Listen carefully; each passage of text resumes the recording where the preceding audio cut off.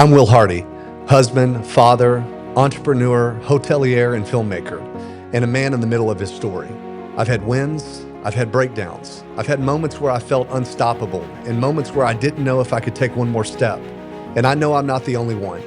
This podcast is a place where we tell the truth, where leaders, dreamers, husbands, wives, entrepreneurs can come clean about the real journey. Because together, we heal faster. Together, we get clearer. Together, we rise. This is an invitation to walk with me, not after it's perfect, but while it's still being written. Welcome to EnterUp. All right, welcome back to the EnterUp Podcast. My name is Will, and I'm your host. Super excited about my friend, my guest here today, Burgess Jenkins, who's going to be with us. He's an actor, director, and producer. He starred over 200 episodes of television and more than 30 feature films.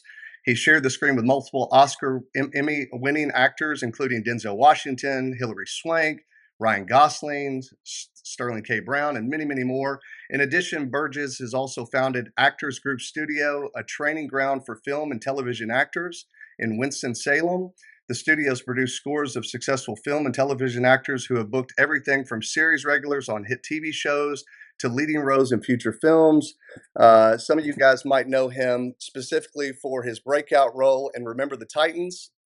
And without further ado, my dearest buddy, Burgess Jenkins, how in the world are you? Welcome to the EnterUp Podcast, buddy. Man, I'm fantastic. I appreciate that. It's great to be here and good to see your face as always. Smiling face. we go way back, brother.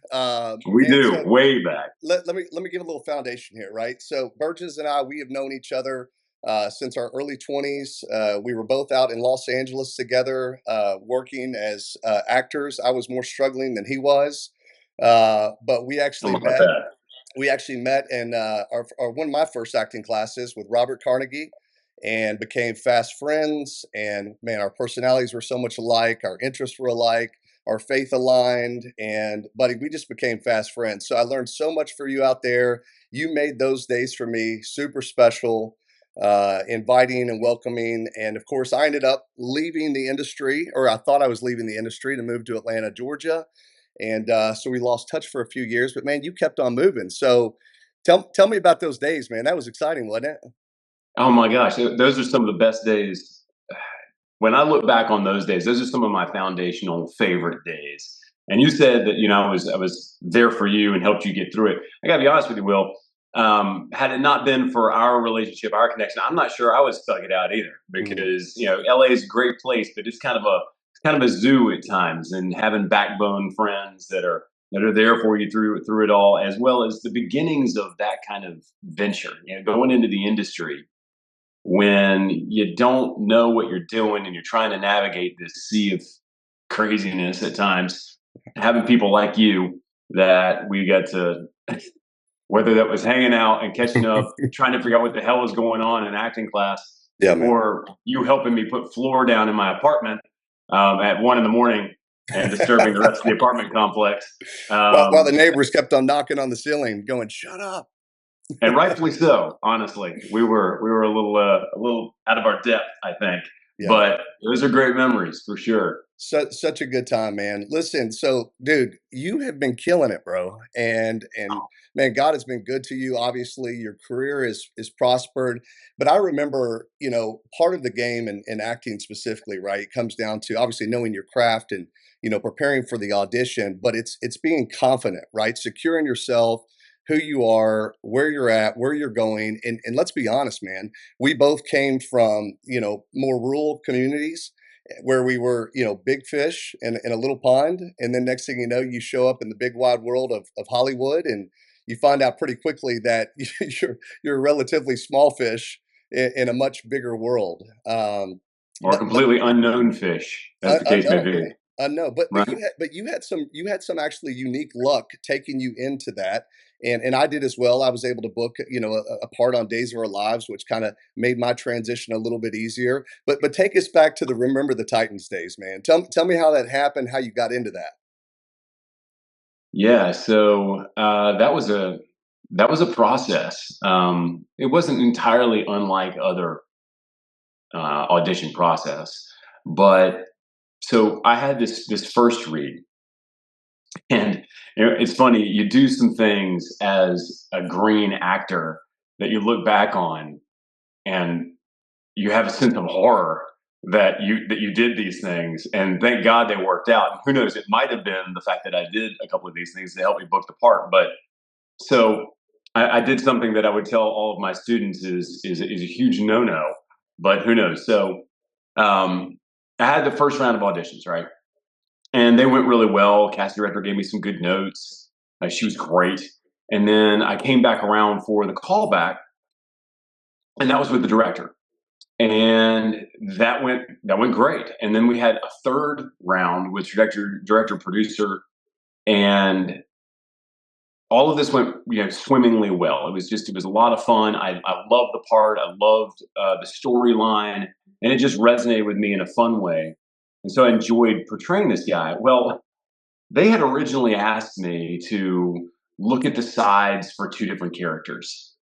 And one of the other characters was a much smaller character. And I didn't know that. I didn't really think much of it, but they asked me to look at it, right? Mm-hmm. So I finished the audition. The director's like, that's great. He gave me a note, killed the note, felt great about the note. He's like, that's exactly what I'm looking for. This is great. Appreciate you coming in. It's over. We're done. And I go, you had me look at these other sides as well. Do you want to see that too?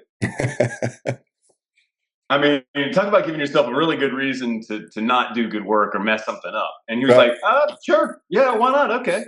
So I ended up this guy, and I do that, and it goes, I think, really well also. And I walk out, and that's basically the end of it. But looking back on years later, how's that saying go? When you get the answer you're looking for, shut up, whatever, something like that. Yeah. So, yeah. You almost talked yourself out of an opportunity there, Burgess. Potentially, right? But it was multiple rounds of callbacks. Probably, actually, I would say more rounds of callbacks for that part than even some series regular parts that I played. And that's unusual. But yeah, there were a total, I think, of 4 rounds on that one before I ended up with that part. Wow! So, yeah. And did you? An incredible experience. Did they cast that out of Atlanta, Burgess? They started the casting process in Atlanta, and it was cast out of LA. Okay. So, and how old were you during that process of your life? I was 24 when I got it, and I was in the middle of filming. I turned 25. Wow. What an incredible opportunity. I mean, as we know, the kind of the running joke is when you're in LA and, everybody you see, what do? I'm an actor. It's like, no, you're really a server, right? Right. No, that's great. What do you really do? That's right. You're a waiter at a restaurant. And man, I had many years of that as well, trying to pick up jobs and, working on modeling and acting just like yourself. But man, what an incredible opportunity. I mean, for a 24-year-old young man to come into the industry in such an epic way with such an iconic film, right? I mean, everybody loves Remember the Titans. I don't remember, but I think it did well over 500 million in the box office at the time. It did very well. I couldn't tell you the numbers either, but it did very well. It is an iconic film, and I'm very, very grateful and proud. And obviously, Denzel Washington being one of my greatest actors of all time, right? An absolute legend. But that film really was the breakout for many young actors, including yourself, like Ryan Gosling and several others that we've been able to see their careers grow. But going back to that confidence piece, man, that's what I was talking about. Like, there was something about you that I always envied, because just like you did with that casting director, you're like, wait, you want to see another part? You want to see it this angle? And very few people have that confidence to do that. But we have talked about this. You had already built a pretty solid foundation. Obviously, you graduated college. You had already started developing in real estate. And so you had several rentals and some other things that you were working on. Do you think having a little bit of that, just financial backing or foundation helped you kind of gain some of that confidence going into these auditions? Basically, you weren't desperate is what I'm saying. That's a good question. I've never been asked that before. I'd have to reflect on it a minute to give you a good answer. But I mean, gut-wise, I wouldn't say a lot. And the reason I would say that is because it was such a new animal for me. Acting, I had poured myself into it as much as I knew how. I mean, that's how I'm built. That's how you're built. if I don't know how to do something, I will read every book, I will ask every person, and I'll throw myself at the mercy of, I don't know anything. Yeah. So how do I learn? And so I'd done that with other things. And so I had a general sense of confidence that if I wanted to do something, I could figure it out. But acting was, for me, I've said this many times in class as an instructor, 20 years of instructing, it's countless times that I've said this, but acting is the one space that humbled me in a way that made me respect it and made me change who I am in a positive way. Yeah. That I'm so grateful for. And it's because it's the one thing I've ever done that you cannot bend to your will by sheer force. Wow. With a lot of other stuff, you can just keep pounding and you can keep learning, you can keep growing and bend it to your will. And acting pushes back on you because if you try to make a scene do what you want it to do, that doesn't work. You have to give yourself over to the other actor and let it be impulsive and spontaneous. And that's where the greatness is. Yeah. You can be good doing patterned work, saying this at this point, this way, but it's very, very difficult to be great doing that. You need this freedom and this flow. And I didn't originally work that way. I wasn't the kind of person who was just, well, let's just, dive in and see what happens. But very much okay, I'm going to bend it to my will. I'm going to work as hard as I can. The Rock's quote of be the hardest worker in the room. Yep. So I subscribe to that way of doing things, and I still do. But I've also realized that letting go is a big part of the journey in whatever you're working on. Yeah. Letting go of whether that's control or your own hubris, whatever it might be, to faith, to God, and just letting go of those things that you think are your maybe your strength, and maybe it is, but that's going to be the thing that's going to get you over. Sometimes it's not. And so I learned a lot from acting that way. So to circle back and answer your question, I don't think it helped me as much as trying to understand why the character was living the way they were. And I did my best to do that. And as a young kind of, relatively untrained actor at that point, I did my best and was very proud of the work I did. But yeah, it was a different animal for sure. Yeah. Burgess, you used to help me like that big time. I remember I'd have a big audition and I would come to you and we'd practice it together. And you always had this uncanny ability to kind of think outside the box for the character, right? And I really think, man, looking back on it, of course, I didn't even know you had a psychology background, right? But I really think that there was some preparation with that, don't you think, with your psychology and all the inner healing work that you've done personally as well? I mean, did that play a big part in you being able to kind of dissect the project, the character, and go to deeper levels, if you will? Yeah, it did. It did. Background being in psychology helped me to understand the reasons and motives behind why people do things, and that helped me to get more creative. So whenever I'm teaching class about this, it always circles back to the same place. You can get as creative as you want. You can detail a character's entire life, but if you don't personally figure out some kind of bridge, some kind of empathetic reason for understanding what the character's doing, it's very difficult to portray that person authentically.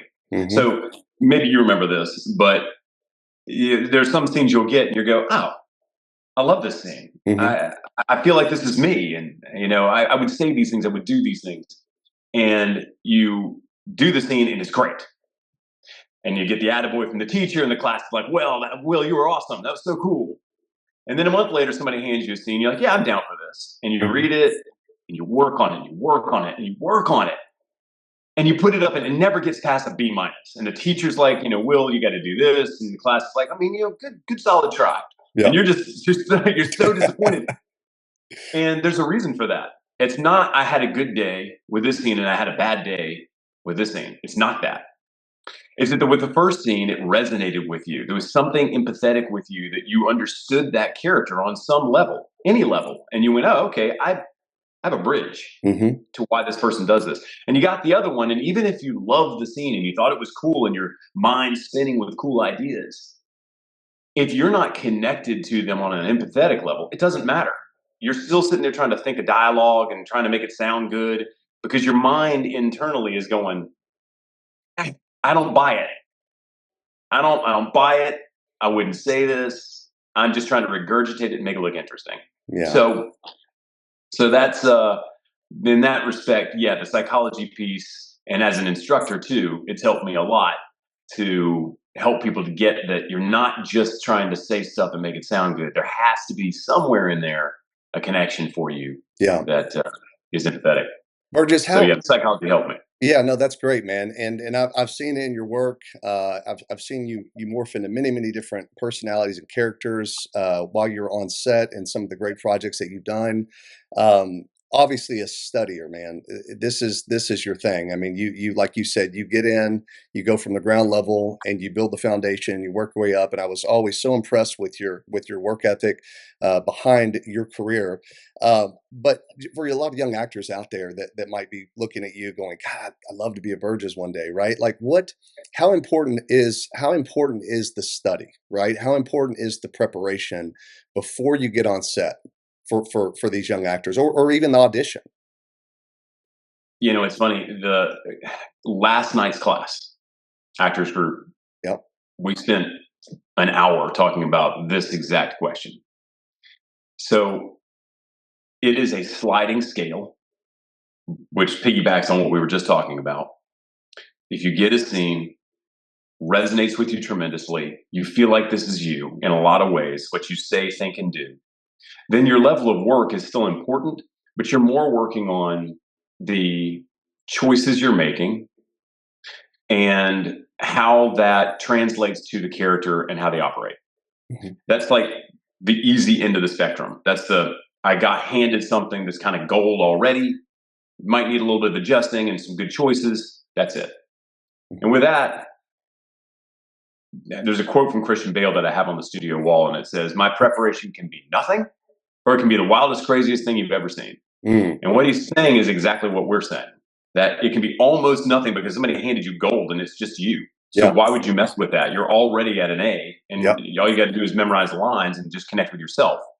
But on the other end of the spectrum, the wildest, craziest thing you ever saw, and when you hear people say, method actors, a Daniel Day-Lewis, a Christian Bale, who lives in these characters for months, people are like, they're a bunch of nuts. What are they doing? Mm-hmm. That's not what they're doing. What they're doing is trying to find a way to connect to a person that couldn't be more different than who they are. Mm. So if you get gold, don't mess with it. But if you get something over here where it's so foreign from you, you can't just memorize lines and make them sound good. Mm. Somebody's taking your part. You're not getting that part. So preparation becomes immensely important because I'm trying to figure out how to walk in this person's shoes. And a big part of that is eliminating things that are a part of your personality that don't belong. Mm. So I've played characters before that are, a favorite one of mine is a real simple guy. And literally his name was Bubba. And it was a dark comedy. And he's just this big, lovable goofball. And I love that guy. But my personality, I am more analytical. I'm more intense, more focused. And Bubba's none of those things. Mm. So for me to be able to play him, I had to spend weeks just walking out in the world and talking to other people from his perspective, how he treats people, and get my mindset changed. Because I couldn't just, change it. It didn't work like that. You don't just become somebody else's perspective. I had to go adopt it and figure it out. Now, every actor is different, but generally speaking, that's it. So I'm not saying that every actor needs to go out and spend weeks doing this. Maybe they could do it in their living room. But I find if you really want to be true to the depth of a character, it takes some digging. And for me, I like playing characters that are not like me. I like playing characters that are fun, challenging, interesting guys. And so the more disparate for me they are, the more I like to dig into them. So that's so great, man, and I agree wholeheartedly. It's funny how our paths have we talk about this all the time. And hell, we were just in the mountains a few months ago, kind of dream building for 2026, and just reconnecting as friends. And man, I so enjoyed that time, buddy. It's like, even though we hadn't been face to face in years, every time I get back in your presence, man, we just pick up right where we left off. But it's interesting. I've got a buddy, actually one of my dearest friends. His son is an actor in LA, and he's experienced quite a bit of success. I mean, he's worked under Steven Spielberg and James Cameron, and I mean, really has had some kind of really unique kind of opportunities. but he's kind of hit this lull where he's kind of second guessing his career now, and it's you find those periods, right, where when you're hot, when you're not, right? Yeah. And I had moments like that as as an actor where man, what you're landing is good, and your agents are Johnny on the spot. They're picking up your phone call. Managers are calling you, trying to do prep work and this and that. And man, you'll hit seasons where you get nothing, and it's like crickets. They'll barely return your phone call, right? And you might do 100 auditions in a row and not get the part. And so he called me last week, and I was just trying to encourage him, man, hang in there, and keep fighting. If I didn't think he was super talented, I might tell him something differently, but I do think he has kind of like your level of skill. And so I'm just curious, going back to Remember the Titans, you landed this unicorn right out the gate. When you finished that project, what happened next, man? I mean, obviously you had agents knocking on your door, managers knocking on your door. Were you able to pick up some from pretty quick momentum, or was there a lull period? What got you into your next project? Yeah, I picked up another feature. It was a lower budgeted movie, independent, pretty quickly on the heels of Titans. I wouldn't say that helped me so much as it was just another credit and maybe a little bit of tape. I made some money, which was nice because movie making can be profitable, but it can also be not nearly what people think it is. Yeah, and rent's not cheap so in California, right? We know that. well, there's that too. It's living out there is astronomical. Yeah. So yeah, I got that. I got a better agent, and I started getting more opportunity.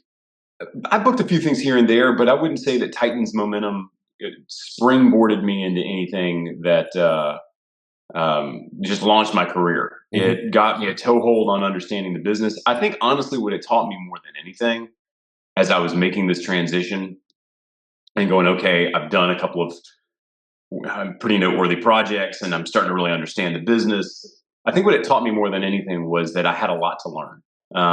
That I was good as an actor in a lane, but I wasn't good as an actor in a bandwidth yet. I didn't have a spectrum.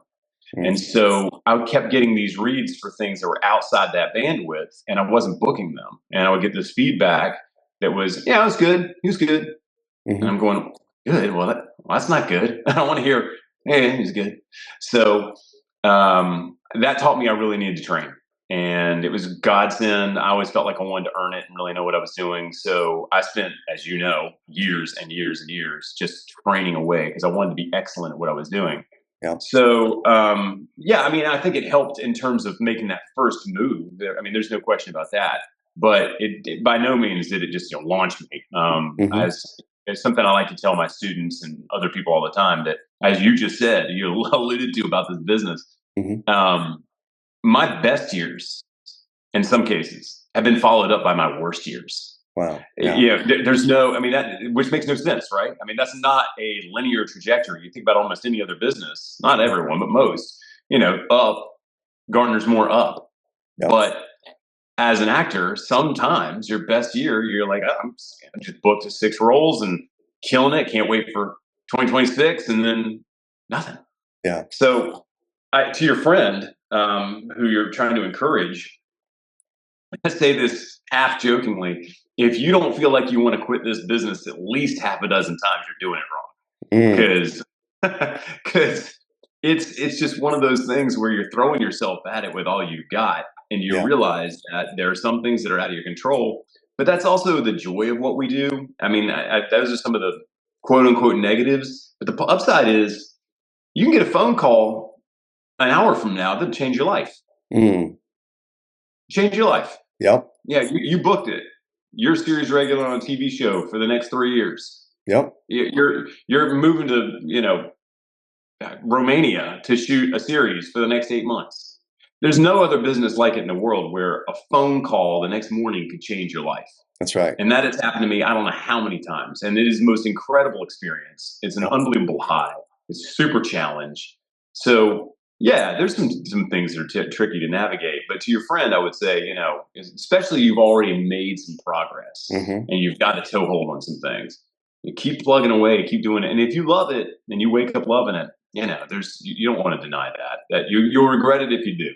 Yeah, that's great, man. Well, I think that's what happens, right? I mean, I remember, living out in LA, and it was a lonely world, and like you said, outside of a couple good relationships that we had built with ourselves and a few others in our acting classes, it can get lonely, man. And that's what I tell these guys all the time, and I'm sure you're telling this to your students all the time in the industry, is like sometimes the casting director just knows exactly what they want, right? You could still go in there and give an unbelievable performance.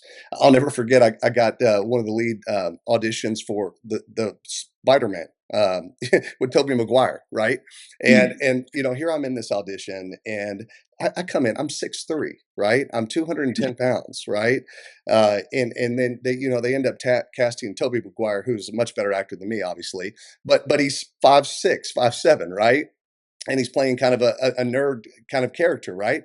And it's like I don't stand a chance in an audition like that. And I think that's where it kind of gets discouraging sometimes. But your ability to stay positive, we've talked about this. We're good buddies, but the power of positive thinking, man, how important has that been for you? That idea, like you said, like, hey, today is one day, but that's behind me. Tomorrow, it could be that right phone call. How are you able to poise yourself in all those seasons of the ups and downs to keep that healthy attitude? Yeah, that goes back, I think, to belief in yourself. If you've worked really hard and you've earned it, and I say that to my actors all the time, if you've earned it and you worked hard for this, then you have no reason to ever question that. Yeah. And even though acting is one of those, and a lot of businesses are, those questions, they come up where you're going, am I fooling myself or whatever? And the truth is, once you've earned that, you can't let somebody else or your own mind take that away Mhm. because it's built on something that is foundational. Now, if you just lucked into something in life, for you to have a false sense of security about that's a bad idea. But if you earned it, then you need to ride on that. You have two choices, don't you? When something goes sideways, it's always you're going to choose to say, okay, I've got to learn from this, or I'm just going Mhm. to chalk this up to I did my best and moving on, or you're going to say, well, I'm going to let this defeat me. And it's pretty common sense, old school stuff, but at the same time, Yeah. it's foundational. And with what you were saying about the casting directors knowing what they want and some things you're not going to get, it can be discouraging. But I always tell my students, and I think this applies to everything in life, that you're not auditioning for that part a lot of the times. You're auditioning to show a casting director how good you are, Mm. what you can. You're not necessarily auditioning for that part. You might be auditioning for That's right. an audition that's 10 or 12 down the road. And Mhm. it's the same thing I think with life. If you're salesperson. I think, okay, here's an example. I'm doing some construction, right? And these guys came over to give me pricing on some guttering. And they're both really good. I mean, really good guys. They both did a great job with the way they approached it. They were kind, they were efficient, their reports were awesome, they detailed everything. Mhm. And the first guy ended up getting the job. And it was a pretty stout job. I know we're talking about gutters, but it was a pretty stout job. Mhm. And he finishes the job. And I have to say that when we were all said and done, it all went well. But there were a couple of things here and there where I thought, there's some attention to detail that probably could have been better. I Mhm. had another job almost immediately after that, 2 weeks after that. Well, Mhm. who did I go with?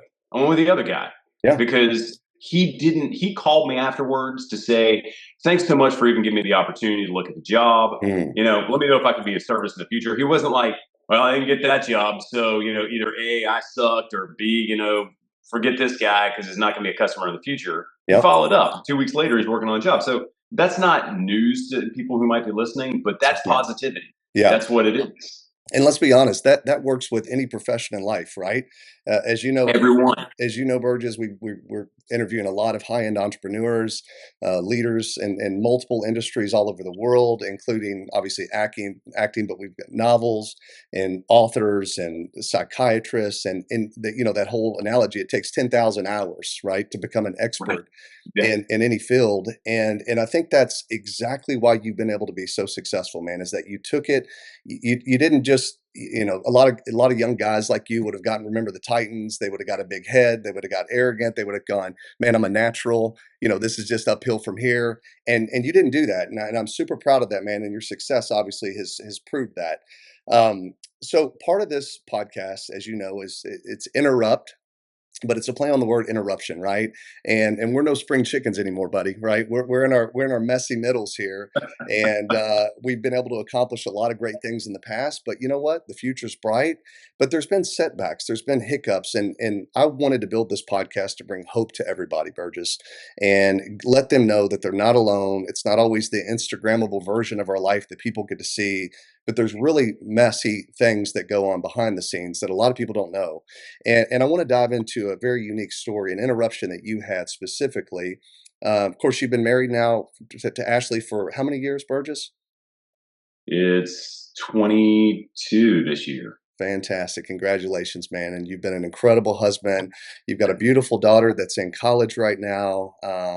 But you had a season in your life where you booked a pretty important part on General Hospital. Is that correct? It was Young and the Restless, Young but and the yeah. Restless. Sorry. I was on Days of Our Lives. Young and the Restless, General Hospital. Just keep running down the list, you'll hit it. That's it. But you booked a really incredible reoccurring role where at that time you had already moved back to Winston-Salem, correct? Yeah, we had based ourselves out of North Carolina at that point. We still were traveling back and forth, but yeah, pretty much we had decided to base ourselves here. Okay, so you get out there, and I want to. I might be messing up the timeline, so help me there. But you had a real cancer scare with your wife in that season, and then you also had a cancer scare yourself. So So tell me how that all played out, man. yeah, so mine had been previous to Okay, yours that. was before that.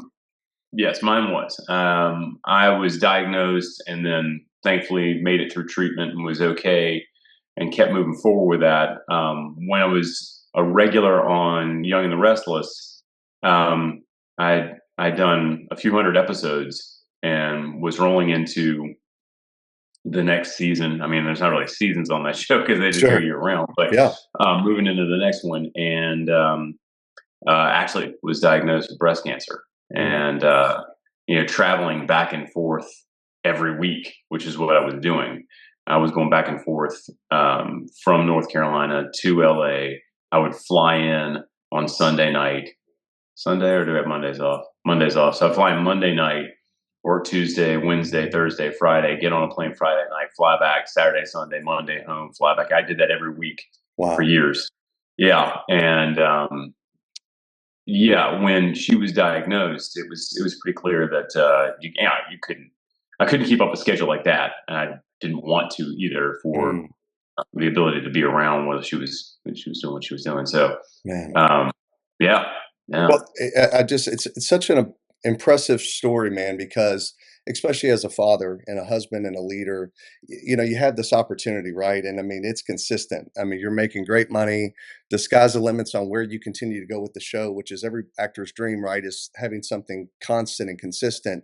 And you made a very tough choice, man. And I'm sure there was a dark night of the soul. I'm sure there was many sleepless nights of pondering and wondering while you're on set how you could compartmentalize that kind of pressure is beyond me. But you're showing up and putting a smile on your face, and like you said, Tuesday to Friday you're shooting in this character, and trying to be the most positive energy you can on set, and then really in the back of your mind you're thinking about your wife, right, and her illness, and her being alone and things that are going on. And so you had a crossroads, brother, and you made a decision to basically leave the show just so you could be back with your wife to give her the love and support and care that she needed.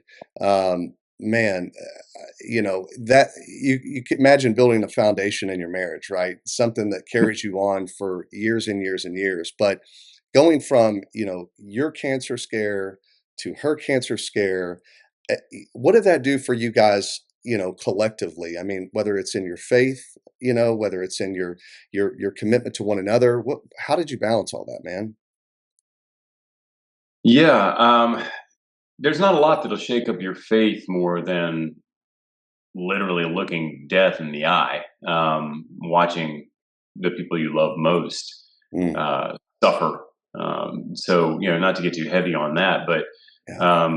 it becomes a space where you recognize immediately. I mean, anybody who's ever had a pretty serious health scare or something akin to it, you recognize immediately the things that matter in life and the things that don't. I Mhm. mean, you could be stripped down to basically nothing, and be grateful for it when you're worried that, people aren't going to make it. So, you get a lot of clarity at a time like that. She was incredible. Ashley being Ashley was like, you don't need to worry. You don't need to worry about this. We'll be able to handle it. And I'm like, okay, Wow. all right, that's no. And of course, my daughter at the time was much younger. I'm thinking she was 9, something like that. So 8 or 9, and I'm not going to have my 8-year-old at home trying to figure out what's going on with mom either. So, it was a tricky time. At the same time, not a very difficult decision.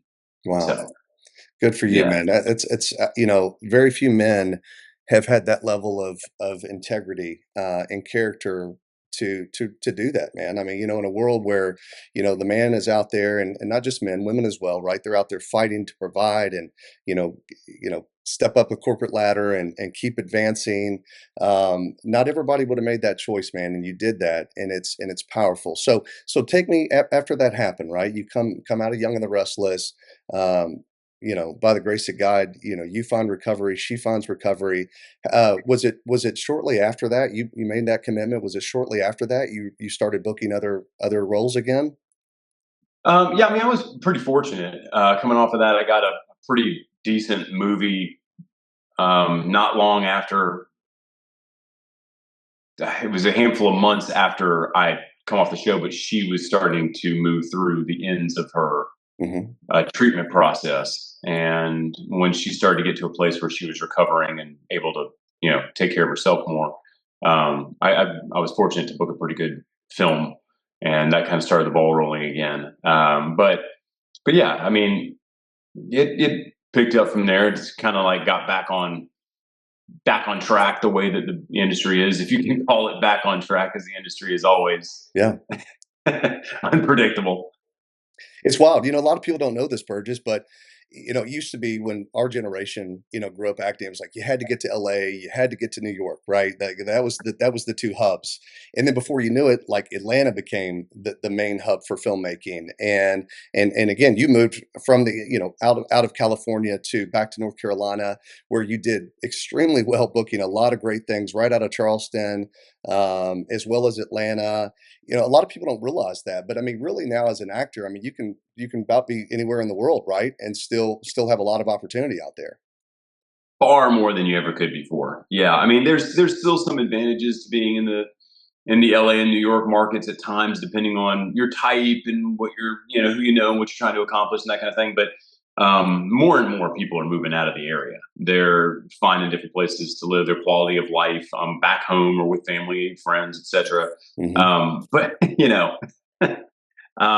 you think back to the early days when you and I are first starting out, and you want to talk about sounding like dinosaurs here. You said we're not spring chickens. So yeah, for those who are watching who might be on the younger side, we always had to drive to, fly to, be in person for auditions. If you had an audition, you were in person. That's just the way it was. You meet the casting directors, say hello, have your little conversation, and then do your audition. And if there was a callback, well, you're back in your car, back on a plane, or you were driving to the audition wherever you might be. Yep. And I remember a few auditions where I was either working on something or I couldn't be there, and they would say, "Okay, well, can you put yourself on tape?" And they literally meant on tape. So I would take a VHS tape and put it in a bubble mailer and send it 2-day express as I'm driving over to the local Kinko's or whatever. Yep. And, I tell those stories now and people are just like, oh my gosh, it's like talking about somebody with a phonograph back in the 20s or something. Yeah.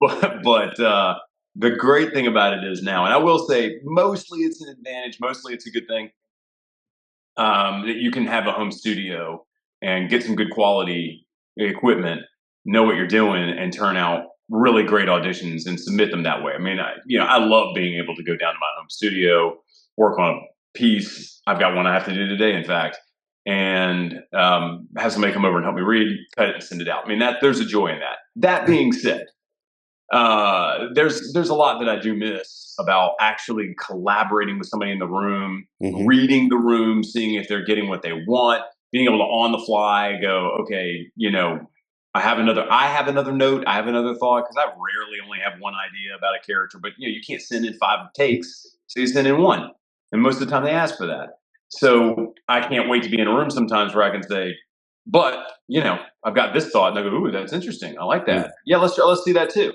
Yep. So you do lose that. And I would also say for a lot of actors, especially those who are newer, not having that experience and then getting on set, having booked something from their basement. Yeah.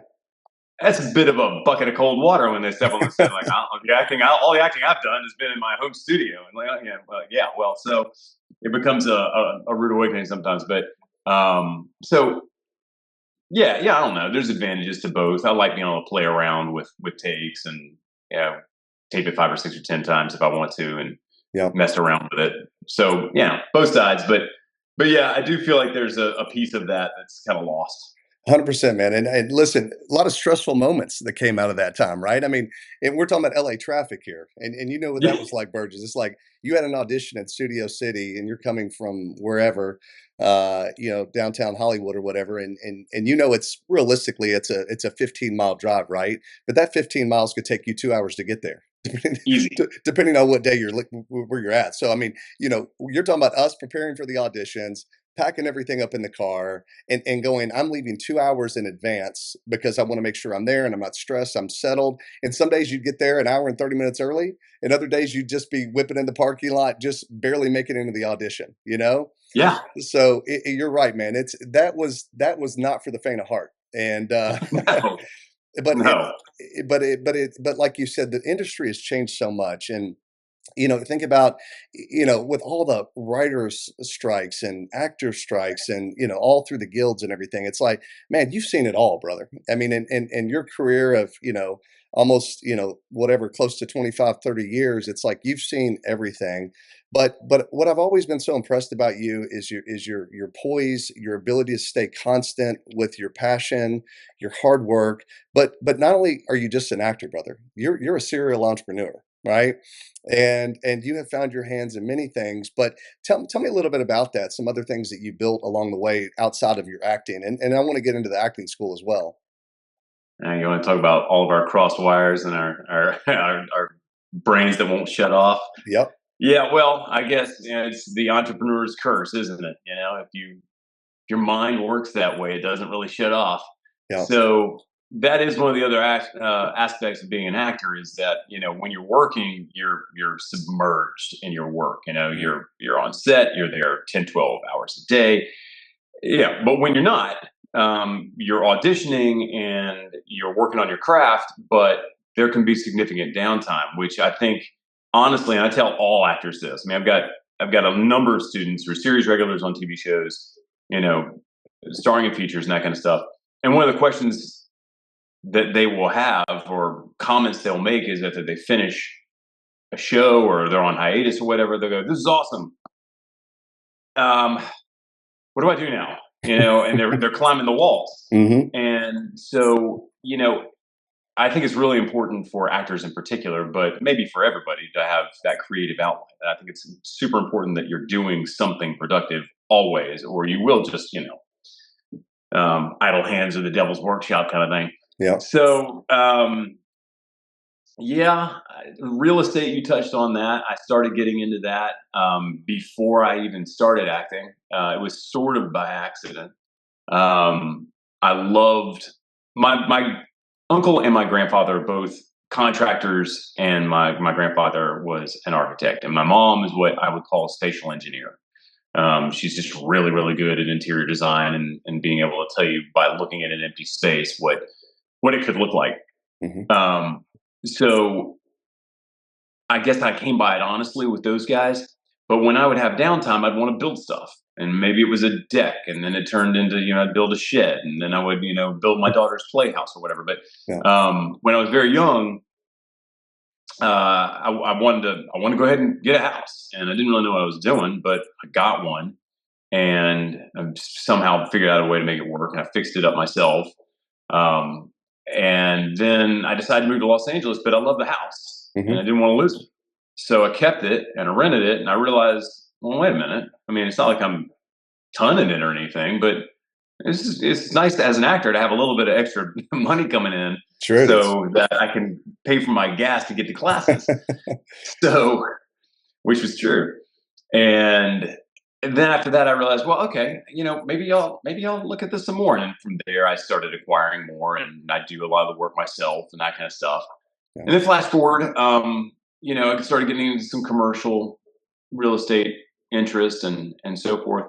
We have a commercial building that is really cool, built in the 1920s, and I always loved cool cafes that are cozy and inviting, but also love sort of a European style pub, that feels like the local watering hole, and everybody knows your name, and it just has that inviting vibe.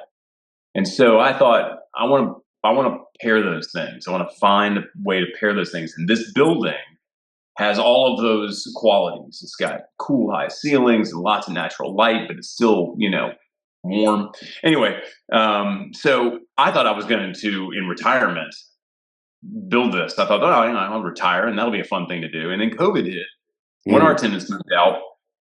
And I thought, gee, if I don't do this now, somebody else could move in here and be there for 25 years, and I'll miss the window, and I'm kind of climbing the walls like everybody else right now. I got nothing going on. So how about the remedy? I'll just go build a cafe and bar in my free time. By the way, you had no previous experience on how to do that, right?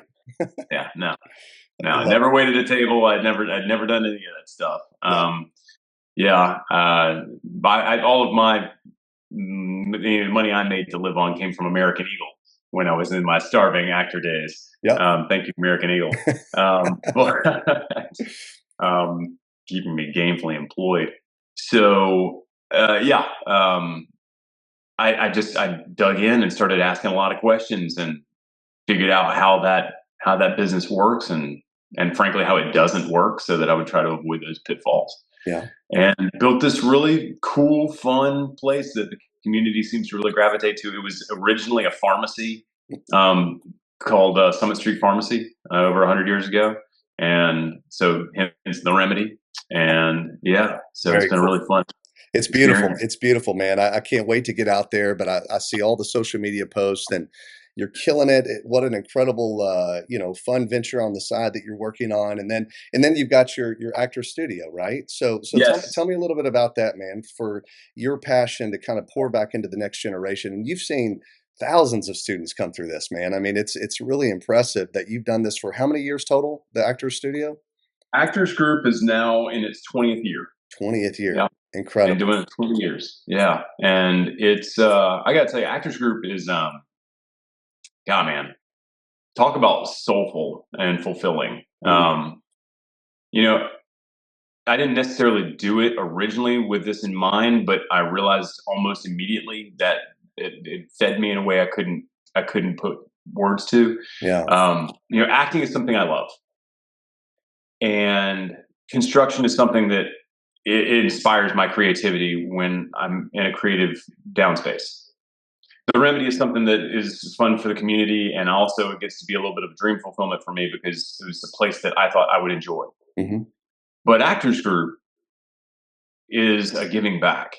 It's where I realize that I have a lot of talents in a certain arena, but that they really make a much bigger impact being shared with other people who want to pursue being an actor. Mm. The experience I've had as an actor, as a director, as a producer, as a casting director, and maybe a little bit the psychology background, putting all of that into Actors Group has let me realize that, I'm getting to help these people have their own dream fulfillment and pursue acting. But if you pursue acting with the idea of understanding self better, which truly most good actors, that's what a big part of their work process is, taking apart yourself a little bit so that you can be more complete person for the sake of acting to understand other characters, you can't help but become a better person in the process. A more introspective person, a more empathetic person, a more understanding. Your listening skills improve dramatically because they have to. And you realize that you're slowly but surely morphing into a more complete, satisfied, happy person. So I came to realize that early on, and it's this incredible gift to watch people. Yeah, they get dream fulfillment, but then they also say, I had no idea what I was bargaining for by how much this has changed who I am. I have a drawer. Well, now it's turned into a cabinet that I keep of letters and emails that people have sent me, and they're cherished because they talk about how much Actors Group changed their life, and how much it gave them the opportunity to pursue something they love, but also how it changed their perspective on people, on themselves. And that's so rewarding. It's so great. So I appreciate you asking. No, of course, man. Listen, there's no doubt that it's got to feel so good, right, as a coach, right? Because a lot of these young adults, and you have a lot of older students as well, right? They're coming in there and they're either using this as a therapeutic outlet, or they're just finally exploring the little child inside of themselves that never got to dream or never got to, reposition themselves. But I can imagine how rewarding that is for you when you see a student work their ass off and you're right there alongside of them for them to book their first gig or get their big break. I mean, that's got to be, like you said, that's life-giving to you, man, right? As an It entrepreneur. is. Yeah, honestly, more than anything else I do. As much as I love acting, watching one of my students book something is more fulfilling. Watching them become, who they are more so, more completely. Yeah. Watching people that are totally in their shell, they come out and they become more of the person that they are inside. That's far more rewarding than any movie I've ever booked or part I've ever had. Wow, that's cool. I'd say you're talking about a small world, man. I haven't even shared this with you, but when you and I were together in the mountains up in Murphy, my wife was having dinner at the restaurant at the Trail Hotel, our hotel, and the waitress overheard my wife talking to her friend that I was with you, Burgess Jenkins, yada yada. Hadn't seen him in a long time, old acting buddy, and the young lady that works at the hotel goes, "What did you just say, Burgess Jenkins?" And my wife's like, "Yes." And she goes, "Oh my God, I was in his acting class. Her name is You're Mare. kidding. Her name is Mare. Mare. I don't know her last name, but she said Redhead? yes, yes, yes. Can you believe this? Talk about a small world. Isn't that amazing? Yeah. She works for us full time now at the hotel. And so as soon as I came back, I said, "Wait a minute, are you kidding me? You know Burgess?" And she's like, "Oh, I was in his class." And she said, "I just love Burgess. He taught me so much." But I thought, man, you got to be kidding me! Out of all things that could happen, What a small world. Holy cow. really, That's crazy. yeah. Very No, cool. so Yeah. there's no doubt, buddy. You're impacting people all over in such a positive way. So let's land the plane with a couple fun questions, man. I want to know, one, what was the most challenging? I mean, you've done so much, man. I mean, One Tree Hill, and so many different. I mean, you've been every time I turn on a Hallmark movie, I'm like, "There's Burgess," and I love it, man. It gives me so much hope for you and all of us, knowing that you're still out there killing it. But what is the most challenging role that you've ever found yourself in? Oh. Uh, Challenging for different reasons, I would say. So, in terms of just flat out hard, unquestionably The Young and the Restless, because it's a machine. Yeah, Most people don't realize that. And I've had this question asked sort of in different ways. And when I say that, they usually go, "Really? That was the hard one?" But it's because it's just volume. The volume is unbelievable. I share this story every now and again. So when I booked that role, they said, "Can you start in like 4 or 5 days?" And I was on vacation with my family and said, I really can't. I need to finish this vacation and need to get settled, and so give me a few more days. And they said, "Okay." They're very, very kind about it. And they said, "Well, how about 4 days after that?" I said, "Sure, okay." So I get home and I open up my email, and the top 27 emails are all from Young and the Restless. And I'm like, whoa, okay, what is all this? And I figured maybe it was, "Hey, welcome to the show," and protocols and maybe some forms to sign and health stuff or whatever. None of that. It was all just, this is what's coming, this is what we're doing, and this is, what follows that. And long story short, I ended up having a buddy of mine help me take all the furniture in my study and move it out of the room, and take all of the scripts and put them down, and you couldn't see the carpet. You couldn't see the floor. Wow. They had me making up for 4 or 5 episodes that they wanted to shoot immediately and couldn't because I wasn't able to come in right when they wanted it. And then there was another 4 that were backlogged. So together, I shot something like 9 or 10 episodes in 4 days. I had 96 pages of my own dialogue. Wow. 96 pages of dialogue in 4 days. I had never done that much dialogue in my life, not even close. I'd done the occasional play and stuff like that that's much more dialogue heavy. And the thing about soap or that kind of serial is people don't think about this, but there's no like car chase. There's no exposition where, it's, people walking down the sidewalk or a cut to a dog or whatever. It's just you talk, I talk, you talk. That's all it is. Yeah. It's talking. So that was the hardest week of my life as an actor. And I also thought, I'm going to get fired in my first week. I'm not even going to be here for 5 days. Yeah. They're going to fire me. Wow. And I'm really good with dialogue. I mean, I'm pretty darn good. Yeah. But whoa, I've never been so intimidated in my life. And obviously the weeks after that became less of the volume, but they never shut off. Your average day, you've got 14 to 16 pages of your own dialogue every day. So it's intense. You compound that. It's a lot. It's a lot. So yeah, in terms of just hard, definitely Young and Restless. In terms of, I would say a character challenge, trying to wrap your head around something. That's tricky. I would say I played John Wesley, who was the founder of the Methodist Church. And it was this independent film about his life.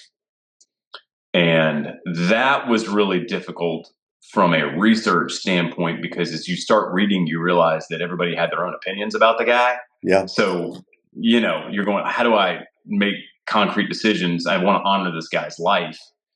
And, so I had to land on some consistent things that were true about him and then borrow from the script and go. But I spent at least 2 months doing nothing but research on the guy. And then, I had to become a very proficient horseback rider, which was not a big deal. I mean, I rode, but he rode a lot. Sure. So I had to, that guy rode 250,000 miles on horseback. I love it. 250,000 miles he spent in the saddle. That's commitment. Anyway, yeah, I would say, right? So, but yeah, the accent, the way he carried himself, mid 1700s, that was a lot of work. It was fun, but it was challenging. Yeah, you did a fantastic job in that, man. And then, what's the most satisfying project you've ever done? Like just downright fun, passion, satisfying, fulfilled. Like you left going, man, this was it for me. Ooh, well, I don't think that I would ever say that anything was just, this is it, because I'm always wanting the next one. Yeah, that's always right. Excited for where the next project will be. But I would say, in terms of, from Bubble with Love, which was this dark little comedy that actually never got released, but it was this, small, independent, where everybody banded together. I like movies where you can't just throw money at the problem. It's fun for me where everybody's like, okay, we got to be a family on this. We hang out before and after. The crew and the cast are always eating together. And we're talking about how do we get this done, because we just don't have the money. Yeah. So that character was very satisfying, and the shoot was very satisfying. So that's way up there. And just, he was a cool character, and it was an offbeat comedy, really kind of odd, but it was fun to play something so out there. It was kind of like, I don't know, a Paul Thomas Anderson kind of movie or whatever. It's really quirky. So that's cool, man. You're gonna have to send me a copy of that. I want to see that. Yeah, I'll see if I can dig one up. I'll have the CD burned for you, the DVD. There you go. Well, brother, what's on the horizon for 2026, man? I know you got a lot on your plate. What are you most excited about? What's coming up? I appreciate you asking. So a movie called Money by Sundown, which also, interestingly enough, is a little bit of a dark comedy, and that was a ton of fun. Also, similar actually to From Bubble with Love in terms of being a family kind of gotta all band together to get it done. That's a kind of a dark comedy heist movie, Okay. and sort of a Sundancey vibe to it. So Cool. that'll be coming out soon. All right. And I'm in talks on something else, so we'll see where that goes. You never know where those things land, That's right. but that. And then beyond that, probably going to expand Actors Group a bit and do. I've had a lot of call to do that more online, not necessarily teach it online, but have packages available for it. So I'm probably going to expand it in that way. I always wished I had that as a young actor.